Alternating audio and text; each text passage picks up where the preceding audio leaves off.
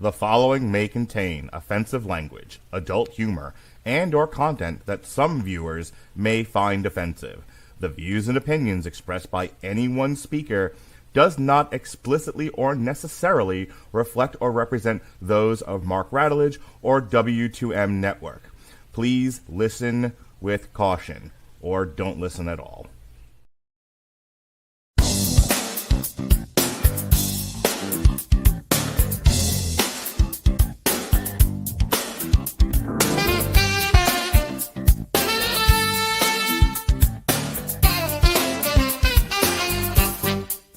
To On Trial, where we debate the merits of your favorite movies. Hope you're ready, Hollywood, because if on trial.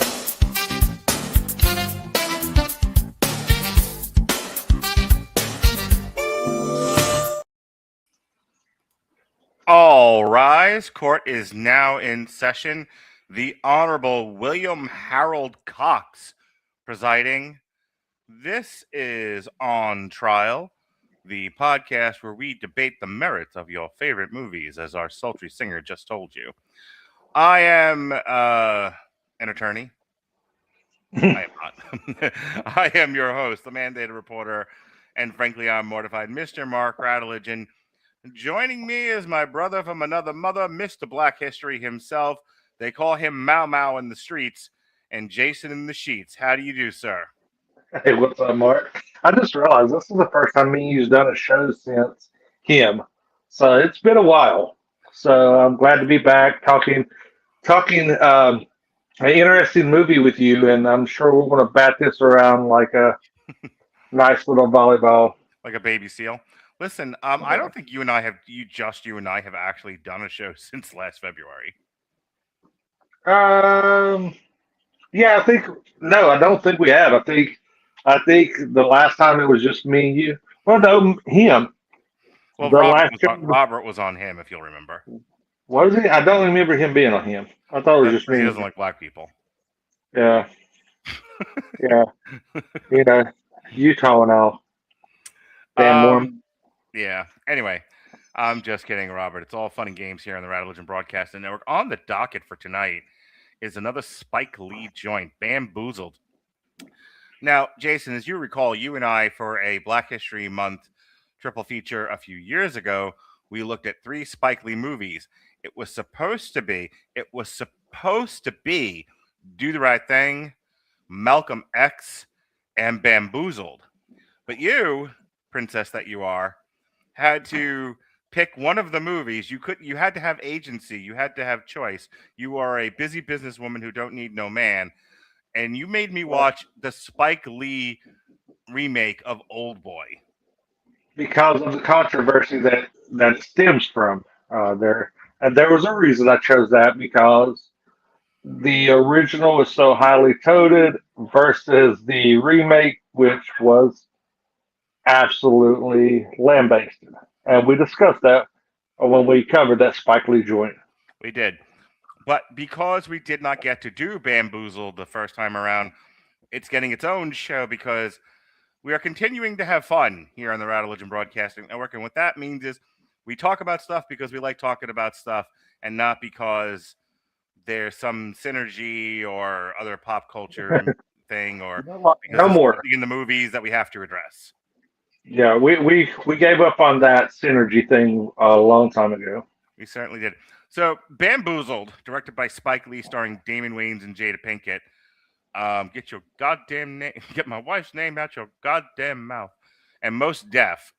Tommy Davidson and what's the guy's name? I had it there for a second. This cast I actually had like memorized. Savion Glover, Tommy Davidson. Yeah, and Michael Rapaport. Every time my kids see Michael Rapaport now, they're like, "Is he the Nazi from Higher Learning?" They're like, that's all they know Michael Rapaport for. Yeah. He's also on this season of The Traitors, which I had to introduce my wife to. So excellent. So this movie came out in 2000. In the year 2000. And I'll read some demographic information in a second. But essentially, it's about a Hollywood, New York City writer, television producer who is given the task of bringing a black show with some soul, with some staying power that draws ratings. Ratings is everything, pal. And Damon Wayans kind of fed up with. It's funny how like American fiction will do this a lot classier, several years in the future. 2023, I think it was. But essentially, he's like, all anyone wants to see on TV, for black people, is them humiliating themselves in some way. They either want slaves or they want thugs, or they want homeboys from outer space. Which that reference, me all these years later, made me almost pee myself. I was laughing so hard because how often do you get a homeboys from outer space reference? Yeah, and the Olivia Color reference kind of got me too, Yeah. which was nice. So he decides that he's going to do a minstrel show. He happens to know two guys who dance in the street for money, one of which is Salvion Savion, sorry, Well, Savion Glover, who is an actual tap dancer. So he taps, and Tommy Davidson kind of hypes him up like Flavor Flav. And it's decided that these two will star in a minstrel show that will feature a lot of tap dancing. And they're going to bring in a band, and they're going to call them the Alabama Porch Monkeys. And, oh no, you won't. And they're going to bring in other cast members and a guy to do crowd work, and it's all going to be perfectly racist. And it's a giant hit. Damon Wayans starts to really lean into the minstrel thing. Jada Pinkett has a brother who is played by Mos Def, who has a rap group called the Mau Mau's, and they are basically the dumb version of Public Enemy. yeah, I almost went with calling myself 1/16 tonight. Yeah.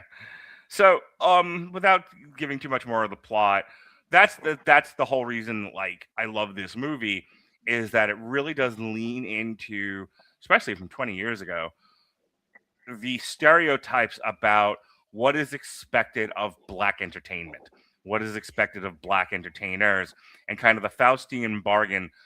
I think everyone has to make in Hollywood to one degree or another, but with black people, it definitely leans into like early 20th century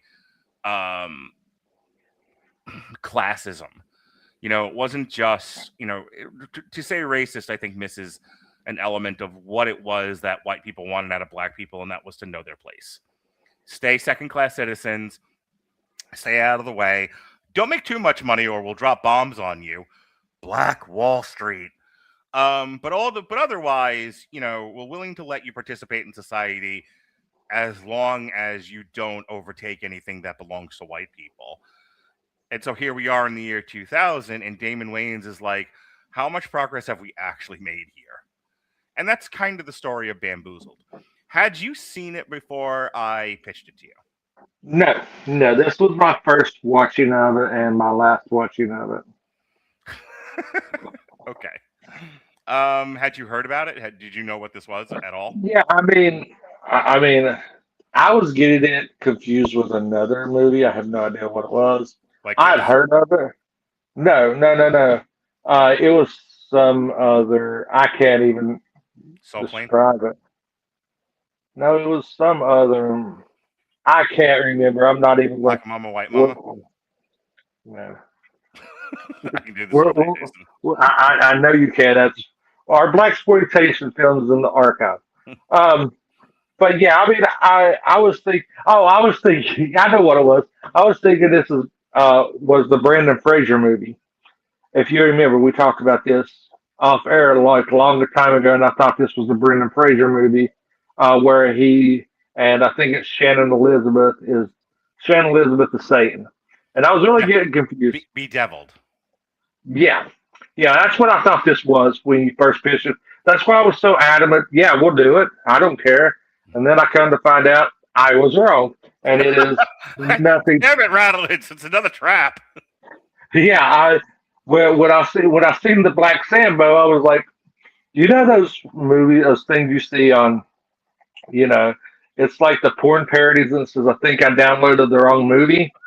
That's That's how I felt. I was like, I think I got the wrong movie, and then that's why I was asking you questions, and it's like, I don't know, I'm at the right movie, so you Yeah, know. you should. Like, I'm like, how many fucking bamboozled? Okay, you thought it was a different movie.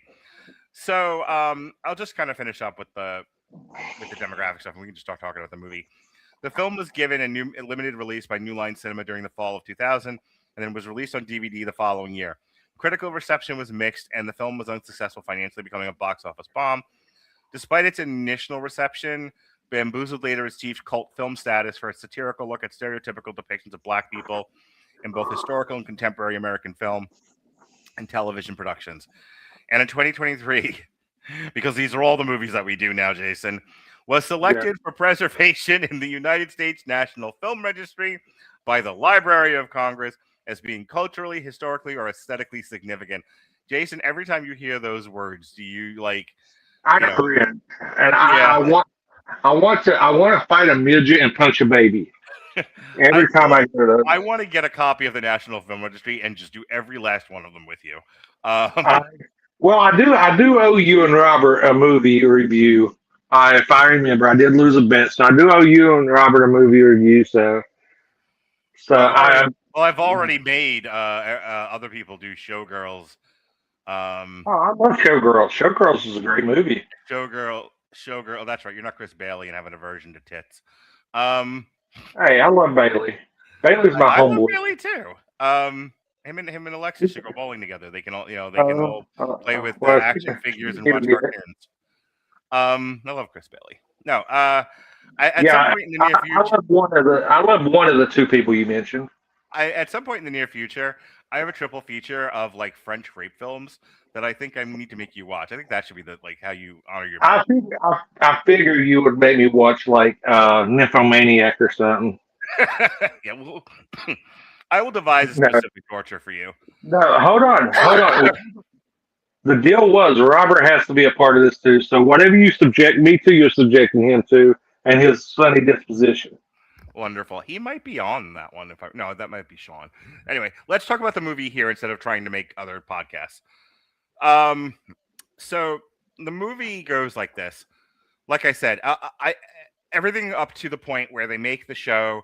Slowly but surely, everyone gets fed up with it's funny, we have a word that came about maybe 10, 15 years ago, cultural appropriation.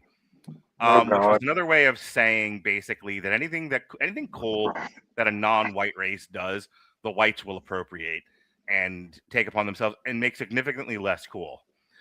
In this particular case, Damon Wayans, in sort of a producer moment, is like, let me do a minstrel show. This won't work. I'll get fired because who can do a minstrel show in the year 2000?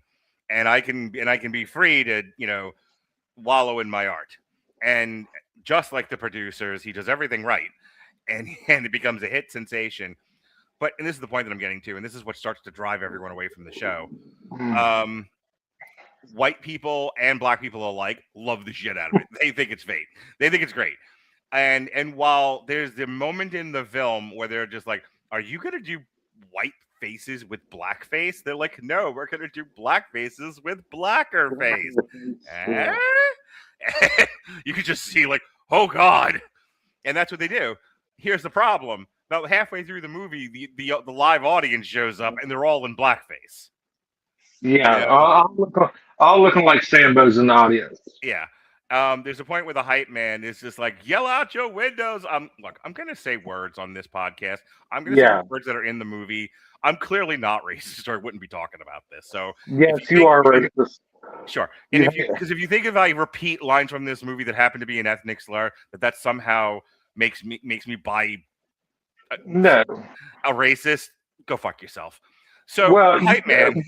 Hold on. Let's do this caveat. This movie is very non-PC, and it's meant to be that because Spike Lee is known for pushing the envelope and everything.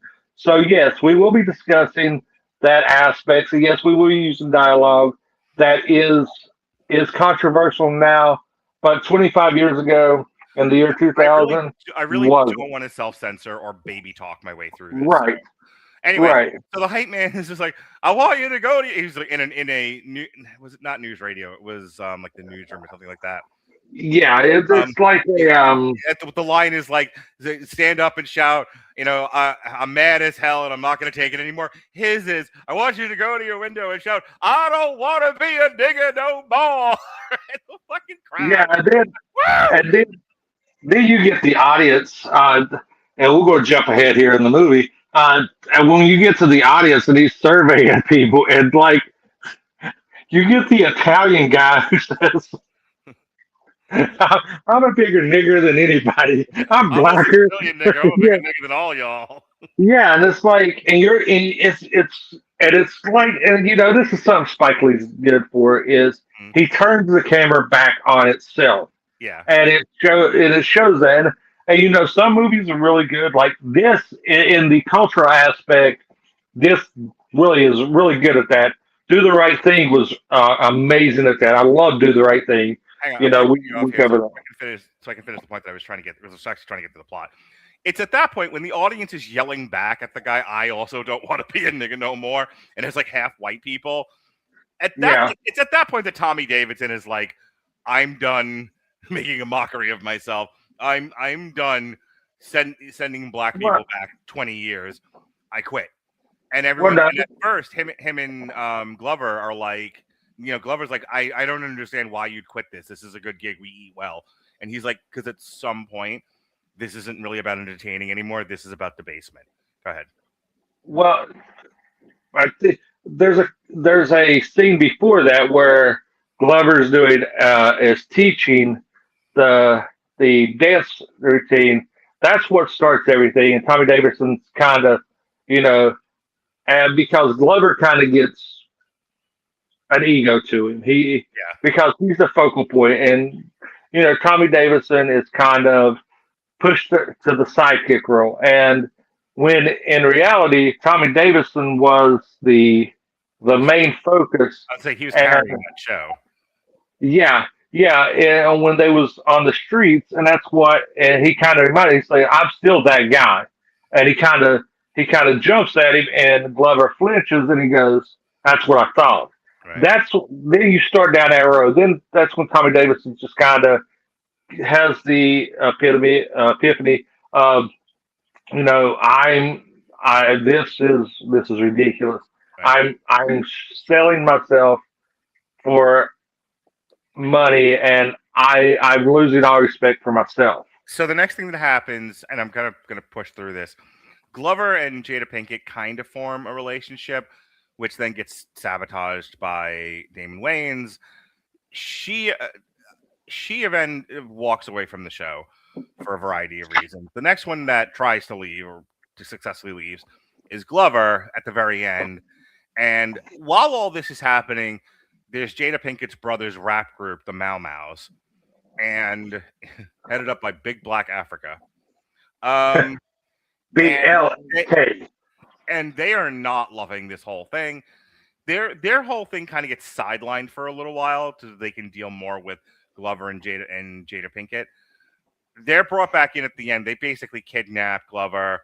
They do an early version of Saudi terrorists cutting off someone's head, and they film him in a room. They shoot at his feet. They make him tap dance, and because Spike, and this is one of my criticisms of the film, and because Spike Lee doesn't really trust the audience to know what's happening, they have to cut to fucking Yosemite Sam while this is going on. And show the old Bugs Bunny shooting at the feet, and then they fucking shoot him dead. The cops come and they shoot everybody dead, and because Spike Lee doesn't know how to fucking control himself, there's the one white guy going, "Wait, you didn't kill me! Shoot me too!" Who's part of the Mau Mau's. I'm 116. The Mau Mau's are all shot dead. I'm 116. It only takes a drop of blood. Yeah. You have a finer eye for detail than I do. Anyway, at the end, so Jada's gone. Glover's been shot. Tommy Davidson's gone. The show is in shambles. Damon Wayans loses his fucking mind. And that's about where the movie ends.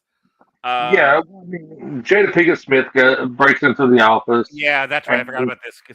Blames everything. Where I'm kind of done with it, so I don't remember the details. But yes. after the Mau Mau's get shot, Jada Pinkett is now out for revenge. She breaks into Damon Wayans' office and shoots him down. And he kind of Sunset Boulevards his way out of this. He like narrates himself out of the film. Yeah. Okay, I greatly appreciate you being quiet so that I can get through the entirety of the plot line and get people to understand it. It was really good, Jason. I appreciate you. And you waited so patiently, Jason, that now I will ask you, hey, Jason, what did you think of the movie in its totality? The movie, I mean, for one, I'll go ahead and start on the negative. One, I think this movie was about 45 minutes too long. I think you could have streamlined this and got everything in, but of course it's Spike Lee, and he's going to beat a dead horse until it can no longer function, and it be mentally retarded for the rest of its life. Most like the audience that watches some of his later works. But yeah, this movie was way too long. Now, for the cultural impact, I've seen a lot of things that we're seeing there that are still prevalent in today, and that's the exploitation and stuff and what sells, but not so much just based on race. But now you got one of the most popular shows ever, shoehorning a kid being gay in it. You always have a gay character, something like that, and it takes away from the overall aesthetic of a successful show. I'm looking at you, Stranger Things. But yeah, you have that mentality. Now, I hate Jada Smith. I think she's a horrible actress. Really? The only thing, yes, I cannot say. The only thing that I think she's ever done worth a damn is Gotham. I liked her. I liked her in Gotham. That's pretty much one of the only things. I mean, if I thought hard enough, I might find something else. But off the top of my head, being a little too hard on Jada Pinkett. I think she's got no. a halfway decent body of work.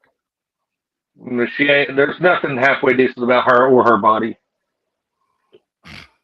But yeah, I think that you could have got somebody. I think for the role, I think it was beneath somebody like Halle Berry or something. So I think she fit the role to be, a C-level actress to fit that role in a Spike Lee movie. Damon Wayans is absolutely amazing in this. Playing the self-induced Oreo. He's black on the outside and white on the inside. Being that really that's worse than blackface. That insult. But yeah. Let me say this. Do you know this is the movie I'm referencing when I tell the anecdote about how Damon Wayans wanted to do an accent and Spike Lee said no, Damon, no. Yeah. I caught on to that when I was watching it because he plays this, and this is an extension of one of his In Living Color characters. In all honesty, I find that is a sin. He played a character with the similar dialect and voice tone and stuff on Living Color. Now, like I said, Spike Lee, he's a great director. I mean, he does have some misses in his but when he hits, he hits. I mean, you got to look and Do the Right Thing. Me and you covered it. Absolutely phenomenal movie. Malcolm X. Did he do Mo Better Blues? Sure did. Yeah. So, I mean, me and you, but then, we have the misses like his remake of Old Boy. So, it's you get a mixed bag with him. But as of a whole, if this movie would have been 45 minutes shorter, I would have liked it a lot more. I think it kind of drug out the whole misrepresentation. Some of the stuff went on a little way too long, and kind of took me out of the movie. But it's right there in the middle is when I started kind of. I think I even messaged you. I was like, shit, I still got 45 minutes left of this. And I think it could have wrapped up a lot neater and a lot more cohesive, where you would have had the ups and downs. Michael Rapaport is he's great in his blackface is on point. I with the edginess stuff, the and because if anybody knows how white Michael Rapaport is, I mean he's like so white he's transparent and just like this really blonde hair, really fair skin, and you've got this like really black face on him is absolutely hilarious. Um, the whole chicken shack thing was pretty funny. Um, and some of the interactions. I mean, Glover is an amazing tap dancer, and I'm Not a happy. good actor. No, he Not his a, acting that's was minimized purposefully. that's why I said he's an amazing tap dancer, not a great actor. And Tommy Davidson does a lot of heavy lifting with their interactions and stuff because the physicality of the tap dancing is Glover carrying the lines and everything. Tommy Davidson is a phenomenal actor that I don't think gets the love he deserves because he could be a great supporting actor in larger roles, but I think he kind of got pigeonholed from In Living Color and stuff to being this quirky side character that you could throw in to a movie to just kind of be he's the Ron Killings of movies. Honestly, he came in too soon because the next two guys that are going to follow him with similar builds and styles are Kevin Hart and Cat Williams, who I know are on like opposite sides of the fence, but like, Well, I mean, even Chris Tucker. mhm. I mean, Like I Tommy think, Davidson came too soon. yeah, I can see that. I think if he would have came later on, but I mean, he's a phenomenal character, and I think he can play a more serious role when he needs to because you've seen when he switched when he had enough, and he Mhm. called Glover out. You could see that kind of intensity behind his actions and everything. So really like that. Did I hate the movie? No. I mean, the movie is good for what it was. It does do a lot of social commentary, which like we always talk about. Spike Lee is known for that, but he drags it out a little bit longer in this movie. Like and I always call back to Do the Right Thing because that was such a perfectly executed movie. How he handled the social aspect of it, it wasn't so ham-handed and beat you over the head. It actually you felt like you was actually looking in on a day in the life of a New York borough. This you feel like you're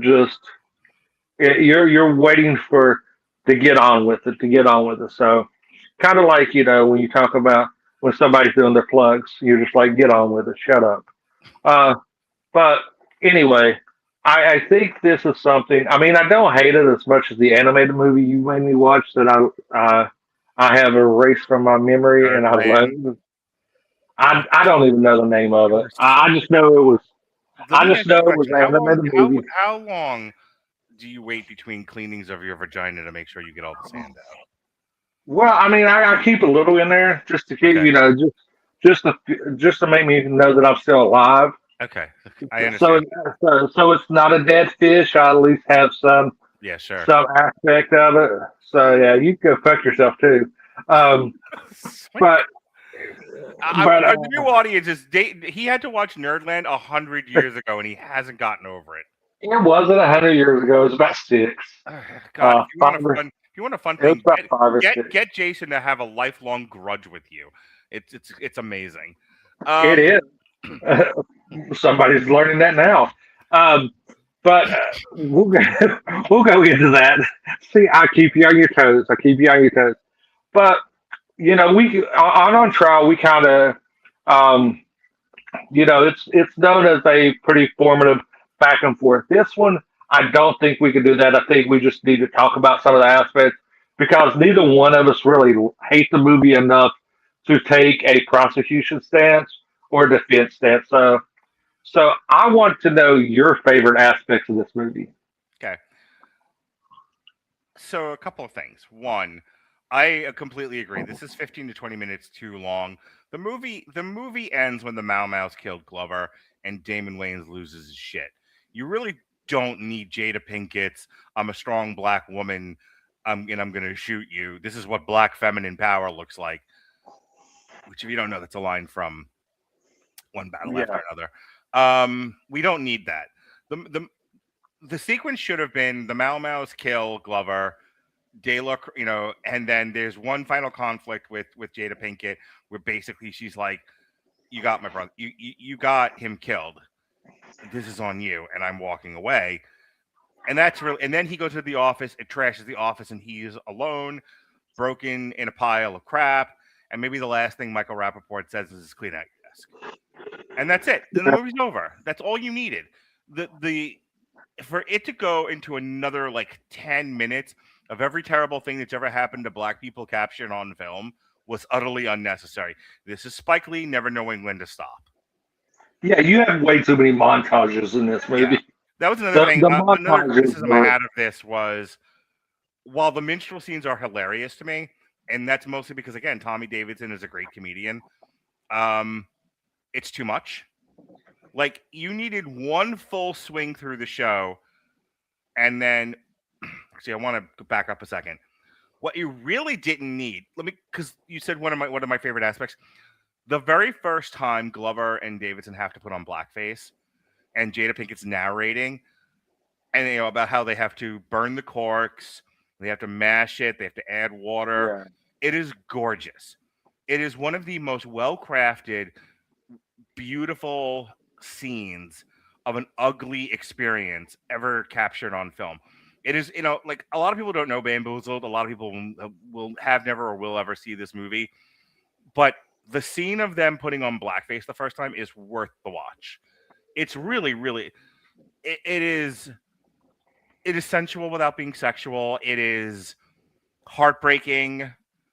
There's so much going on, and it's you and I have both talked about how Spike Lee and John Singleton are as subtle as a mule kick to the nuts. Yeah. It is one of the few times Spike Lee uses restraint, and it's one of the few times that he's really created something beautiful. You also didn't need to do it again. I mean, you need to show the progression of Tommy Davidson fucking losing it, and and the resignedness of Glover's character, but you show the full sequence once. The second time it's a quick thing with Tommy Davidson getting frustrated. And then the third time, it's just kind of like just mashing it on his face and like, fuck it, let's go. Because after that, he's going to quit. That's all that needed. Spike Lee, again, doesn't know when to stop. Does the full sequence the first time, does the full sequence the second time, and then I think he does the full sequence a third time. And I'm like, you are showing the same thing every time. It's getting less pretty each time you do it, but not in the way that's good. Right. I mean, I think if you're going to put the montages in there, you could have did the montages of you could have cut down the actual shows and done those as like montage clips and showed the preparation. Yeah, you really only needed to show it once, and then you're right. You probably could have showed the progression of Tommy Davidson's frustration while doing the second thing they do one too many of. I understand this is a movie about minstrel shows, but it's not really about a minstrel show. It's about what we want of and what we take from black people in terms of entertainment. So you really don't need full 2 to 3 or 4 full-on minstrel show sequences from top to bottom. No. It got excessive after a while. As I said, once the Mau Mau's kill Glover and Damon Wayans destroys his office, that's the end of the movie. Everything else after that is utterly unnecessary. And, I wish Spike Lee had like a collaborator that could control him. Because it's like, he did this with Malcolm X too, where at the end of it, he has all the kids going, "I'm Malcolm X." I'm like, we get the fucking point. There comes a point where like, this is an uncomfortable movie. It's funny as shit. Everybody in this, from like Mos Def to Jada Pinkett to Damon Wayans to Savion Glover to Tommy Davidson, Michael Rapaport gives stellar performances. It really is a well-acted movie. It's also wildly uncomfortable. Like, But that's I'm not the good tremendously thing. uncomfortable with this, but also I've seen it before, and I delve into uncomfortable politics all the time. You should hear what I had to say on the White House Plumbers Review. But for like the normies, for the average Joes, this is a wildly uncomfortable movie to watch, and you ruin it with that extended sequence at the end. Yeah, I mean, it's about as uncomfortable as doing a podcast with somebody you can't fucking stand. Um, but that's beside the point that Hawks, licensed material that should never be a Comic Con.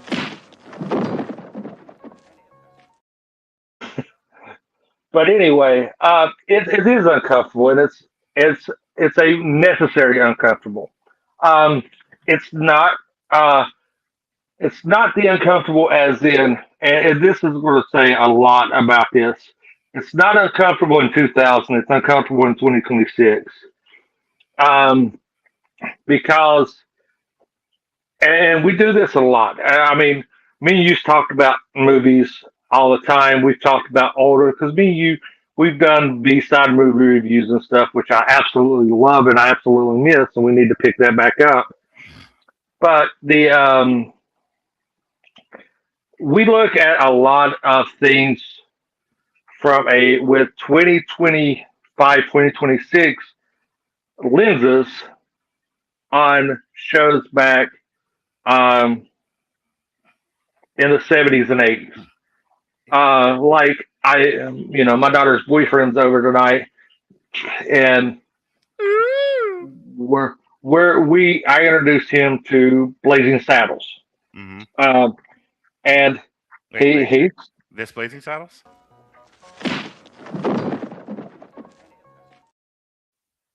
that was actually the scene that was coming on as I came in to record. But he's mixed, and we laugh about it. And I was like, "Dude, you have to watch this." I was like, "I'm gonna tell you," but he understands. He's like, he's in the Marine Corps and everything, and so I'm like, "Dude, you're good. We're watching Full Metal Jacket tomorrow evening together. I'm making us popcorn and brownies, and giving him some crayons to munch on." And we're going to watch Full Metal Jacket together. But and I told him, I was like, me and him talk about stuff that he has experienced, that his parents have experienced. And I'm like, look, I will tell you, yes, I'm racist because I hate everybody equally. I hate humans. I was like, if you're an alien, you're cool with me. I was like, I hate humans. I said, and me and him had an in-depth conversation about that, because he's been overseas. He's seen some of the shit that I could never imagine. But he's, but I showed him Blazing Saddles, and he was like, "This is the funniest movie I've ever seen." And I'm like, "You get it." Now, you could go on to show Blazing Saddles to somebody else. In today's atmosphere, Blazing Saddles could never be made today. It is absolutely can never be made. And despite what our lovely friend Ronnie says, it is still better.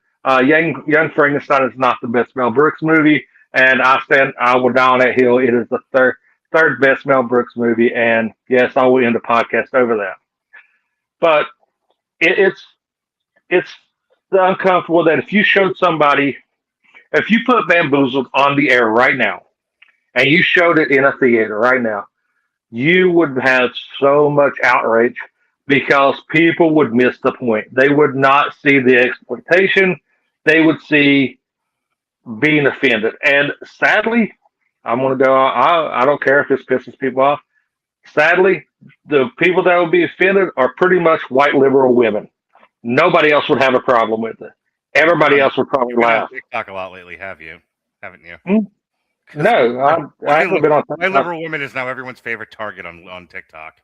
No, I mean, if you go in, if you see all these protests and stuff, or you see anybody that gets offended, it's a white liberal woman with a septum piercing. I mean, that's it.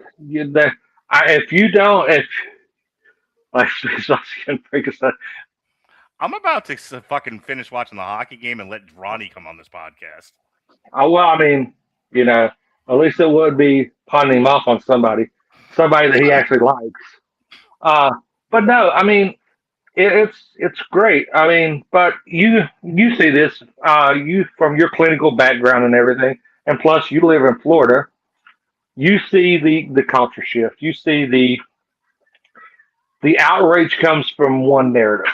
Uh, you really don't see a lot of other people getting outraged. You see a specific set with a septum piercing, colored hair, lives in lives in their mom's basement, or has 12 cats. But it's that thing that you just don't understand. All People right, can get offended. can we? I want to answer your question Go ahead. about stuff I actually like about the movie we're supposed to be talking about. Um, those are my major criticisms. Everything else I really like about the movie. I actually like the way the minstrel scenes are choreographed. Tommy Davidson and Glover, especially Tommy Davidson, they actually do have really funny chemistry together. Damon Wayans is far and away, like, Damon Wayans doesn't get enough credit as an actor, because he's been in a lot of silly shit.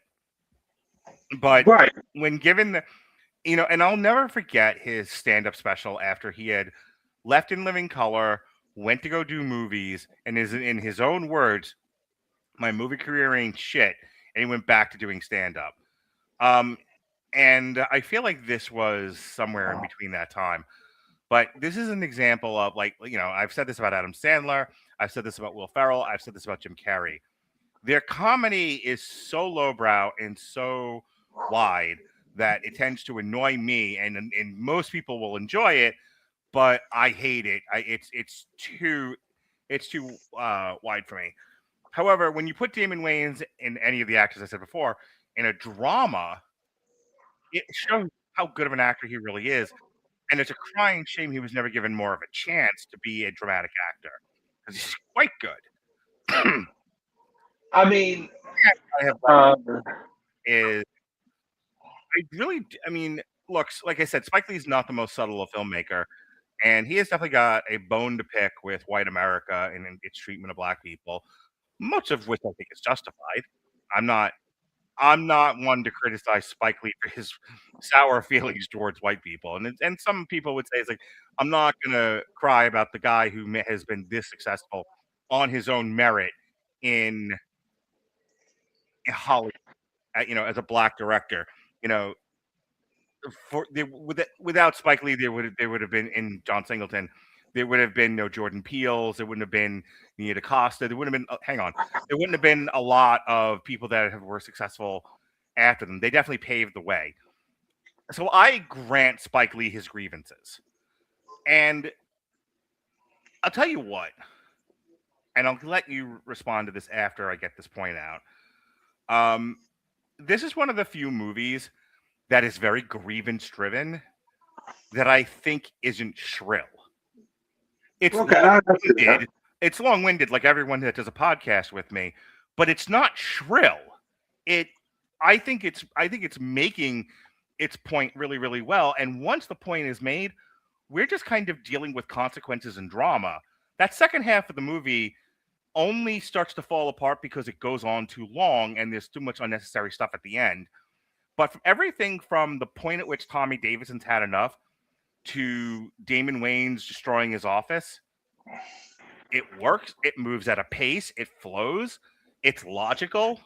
And my only real like what the fuck moment is the same what the fuck moment I had at the end of the modern Candyman movie, which is, all right, we're gonna end this by having the cops kill the Mau Mau's, except for the one white guy who we can't just let it be subtle. We can't just let him get arrested and have the audience make the connection. Hey, wait a minute, the white guy didn't get shot.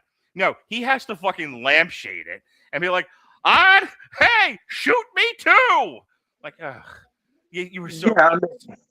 Yeah, I mean, you could address that differently, but I agree with just about everything you say. Now, I'm going to pose this question to you. You mentioned John Singleton and Spike Lee. Who has been more influential in the black film industry, in your opinion? Between John Singleton and Spike Lee? Yeah. Probably, I'll be honest with you, probably John Singleton. I would agree, because Boys in the Hood is the epitome of black filmmaking. Um, I mean, that's the go-to. And you was talking about paving the way. I was trying to think of any other outside of Jordan Peele, uh, most I'm talking notably. specifically about black directors because Yeah, that's what I'm talking about. black directors have this one thing in common with like black quarterbacks is that we'll put a bunch of black people in movies. This is great. We've been doing this since the dawn of time. You know, it's funny. I bought a T-shirt off at the TikTok shop recently, and it's Red Fox giving the finger. And there's like this long tradition of black players, and when you get popular enough and trustworthy enough in white Hollywood, you will get more power. Look at Richard Pryor. Richard Pryor, despite setting himself on fire, was dependable, professional, and damn fucking funny. And so he got to do a little bit more than black guys at that time got to do. The other one would be Robert Townsend. If you're thinking of a third of like another person to pave the way for people, Evan Bevins and I are actually doing a triple feature of Robert Townsend movies because little do people know of Spike Lee and John Singleton, the third guy that really paved the way for black directors today, specifically black directors, was Robert Townsend. Yeah, and it's funny. I don't remember a lot of him for his directorial stuff. I remember him for Hollywood Shuffle, Meteor Man. Yeah. Oh gosh, the 5 High Notes or something like that. Yeah, that's gonna be interesting. I'll tune into that because, like I said, I'm not real familiar with his directorial work. Mm-hmm.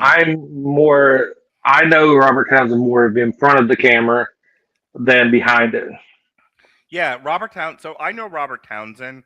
This does actually link because to get to the Wayans brothers, you have to go back to Robert Right. Townsend. Robert Townsend did an HBO special called Robert Townsend and His Partners in Crime, and that's when the world got to see the Keenan Ivory Wayans and the Wayans brothers. That's where you meet Damon for the first time. If not for that, there is no In Living Color, and if not for In Living Color, there's not a lot of things that we now take for granted. Oh yeah, you don't get Jim Carrey, you don't get Keenen Ivory Wayans, you don't get Damon Wayans, you don't get Marlon Wayans. I mean, you don't get Yes, King sorry, I meant Fields, the 5 Heartbeats. you don't get you don't get hell, you don't get other cultural people like Paul Abdul. That had impact on the '90s culture. Um, and I mean, and in Living Color, and I think this was kind of in Living Color was kind of something similar to what they was going for a more blackface in Living Color. Well, Um, okay, let me help you because I think the point you're trying to make is In Living Color really rode that line of like debased black comedy and something palatable so that no one could call it debasement. And right. and, and if you and it's really funny because the big actor that came out of In Living Color was Jim Carrey, Yeah. and it's almost like they had to hide behind Jim Carrey to not be criticized for it. Well, I mean, and that's what's funny. I talk about looking through the lens of now into there. I mean, Jim Carrey is now catching flack over over his female bodybuilder that was on steroids. Um, I did not know that. Thanks, Ronnie. I did not know that he directed Raw, Eddie Murphy Raw. That's interesting. But yeah, I mean, Robert Townsend was huge. I knew Robert, like I said, I knew him before the Wayans brothers. And we was talking about Damon being a serious actor. I cannot. I mean, I have a handful of movies I like of Damon's. Most notably, my favorite movie of Damon's has to be Major Payne. I would have bet money and lost, which would be normal for me, that it was going to be The Last Boy Scout. That's my second favorite. Knew it. Because I love The Last Boy Scout, but Major Payne just has that little engine that could, and it's fun because you get to see Damon kind of take on you get to see his comedic side, but you get to see that he has heart and that he can be a more serious actor. There are some serious tones in Major Payne that let him kind of spread his wings a little bit. But going back to Bamboozled, I think that I think this is a film. One, it doesn't need to be and preserved for anything Before you finish your because thought, I do want to talk about one scene. okay, You were asking me about the conversation's been a bit unruly tonight, so there were things that I wanted to talk about that we didn't get a chance to, and I well, we really got want time. to talk about that scene between Jada Pinkett and Mos Def, because there's a couple of things going on in this movie that I think a lot of modern directors, especially the ones doing therapy speak in their movies, could learn from. This movie takes the intellectual or the quasi or the sub-intellectual conversation and makes a movie out of it. You know, there's a bunch of different scenes here where, especially Jada Pinkett and Mos Def, when he comes home for the first time and they're talking in her kitchen and they're having the same debate essentially that Gregory what's his nuts and the chick from Oh, yeah. American Fiction are having. And when the white people leave the conference room and when they're trying to figure out who to give the award to. Did you see American Fiction? It's been a while. But you have seen it, yes? Yeah, Okay. yeah. So at the Yeah, end of the movie, when all the white people leave the room and they're having lunch, and Gregory, help me out with his name. He's Commissioner Gordon in the Batman. In the Batman, Yeah, the Robert Pattinson Batman, the very same. it is I should have just looked up American Fiction. Jeffrey Wright. Right. That really helped that I was calling him Gregory. Take two. It's the same conversation that Jeffrey Wright's having at the end of American Fiction. Yeah. Thank you, Ronnie. Everyone's like, Jeffrey Wright, you moron. But when Jeffrey Wright's having it at the end of American Fiction, there's a lot of emotion to it and a lot of anxiety and frustration. It's very palpable. It's very raw. He wants to jump across that table and wring her neck. And she's like, you're being ridiculous. You're not living in reality. I am living in reality. And you're mad. Like, I get that you're mad that this is reality, but what are you going to do? Live in a fantasy your whole life and be miserable? It's kind of what you're being now anyway. Yeah. Jada Pinkett and Mos Def are having that same conversation. But when they're having it, it's not that it's less entertaining or more entertaining. I don't think that's the right way to frame it. It's cinematic. Jeffrey Wright and her are having that same conversation that you and I could be having on a podcast. It's got that level of intensity to it, but it's not cinematic.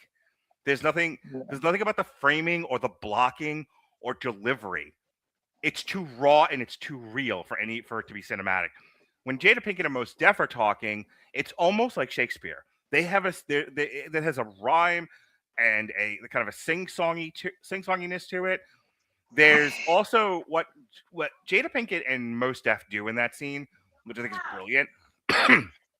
They captured that familiarity with each other almost instantly. Like, I believed Jada Pinkett and Mos Def were brother and sister. They had that tension that a brother and sister would have. They had, that level of play that they have, that genuine animosity that they might have. All of it was, there was so much subtext, Jason. So I'm like, why is he going on about that one scene? Because other than the blackface scene, it's the best scene in the movie.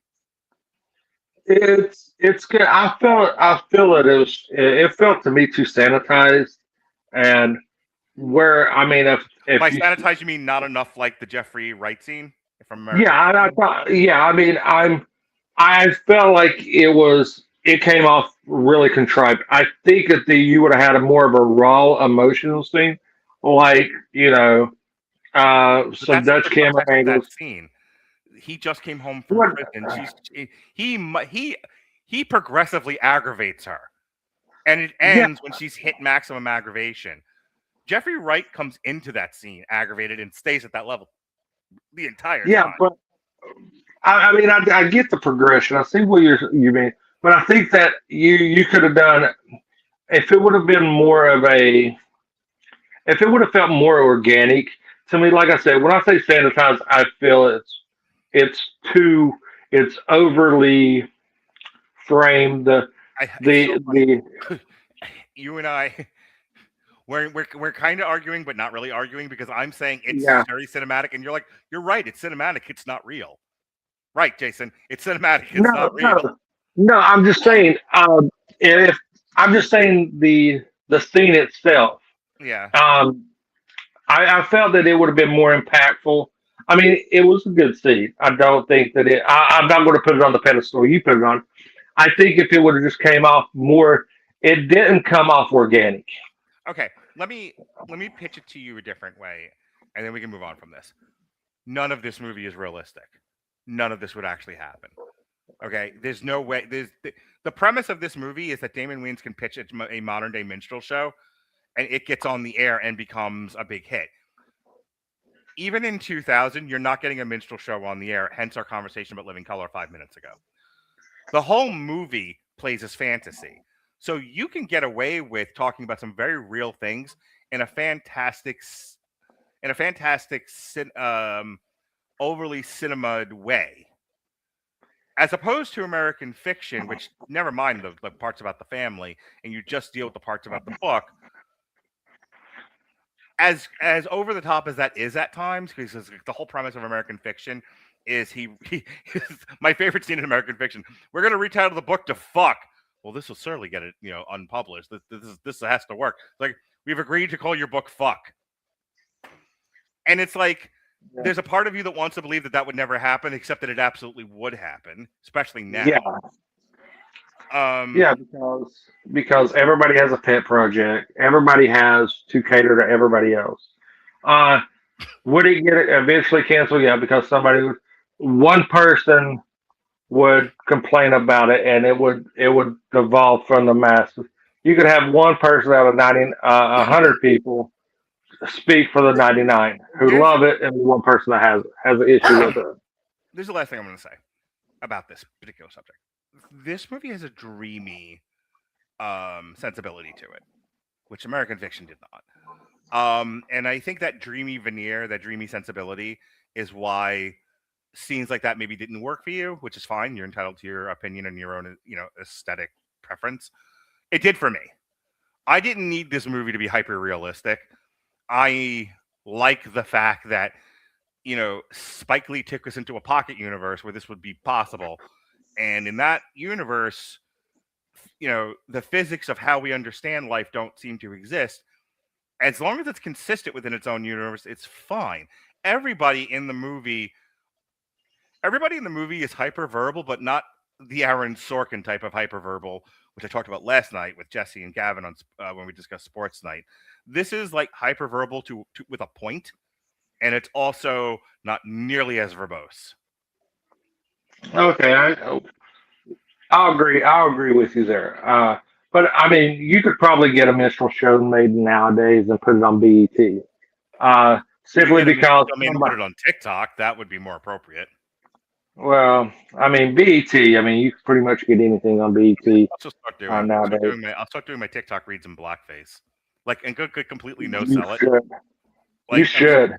Just kind of like blackface. Like White House Plumbers is a really great show. Completely Sambo it up. Yeah. I would make that I would share that across every possible stream ever. I would make 20 different TikTok accounts just to share that. Okay. Be nice if you had that kind of enthusiasm on the stuff I'm actually doing, friend.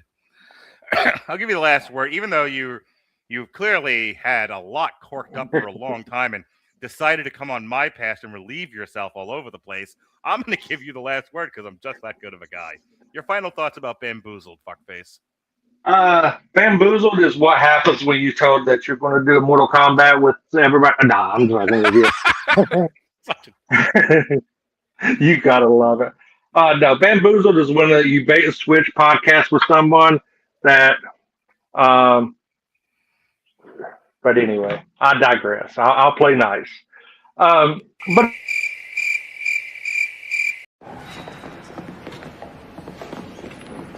Jesus, what the fuck did I do?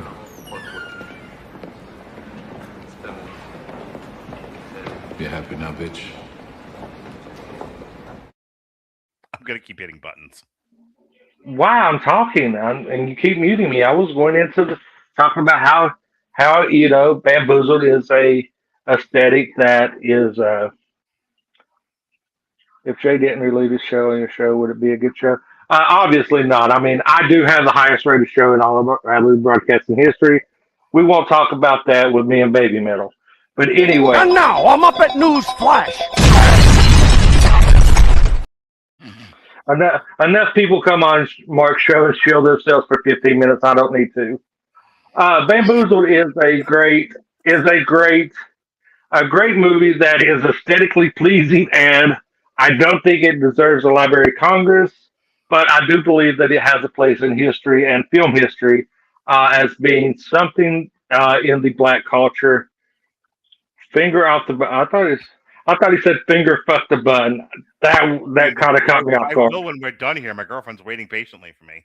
Well, I'm trying to wrap this up, and She said. Ronnie keeps.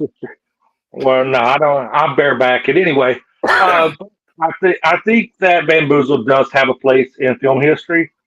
I don't think it's as on the level of some of the other black films that me and you covered, and I think that the next time we convene on this show will be a very more pleasing because we'll have Robert's sunny disposition. Yeah. When are you back? Are you back from Mercy? Yes, I'm back from Mercy. Okay. Yes, if you've enjoyed Jason's brand of movie reviews and passive aggressiveness, we will be kicking off. In all honesty, we should have done this on February 5th and then done what we are going to do on February 5th tonight. But I don't make the schedule. You do. No, I'm not really complaining. It's fine. What are we doing on February 5th? We're doing our Super Bowl preview show, which is Varsity Blues, the program, and Necessary Roughness. And that is prior to the 8th of February, which is the Super Bowl. Oh, dude. Okay, I'm on the 26th, the 2nd, and the 5th. Damn, I'm going to be relieving myself all over the Radley Broadcasting Network soon. Well, it doesn't stop. And then we got two white guys. We got two white guys in Black History with me and you doing Black History. There, friend.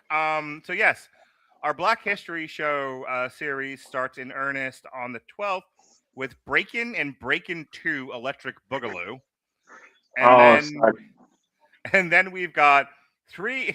If you enjoy black cinema that nobody saw, we're going to look at the Book of Clarence, the American Society of Magical Negroes, and They Clone Tyrone.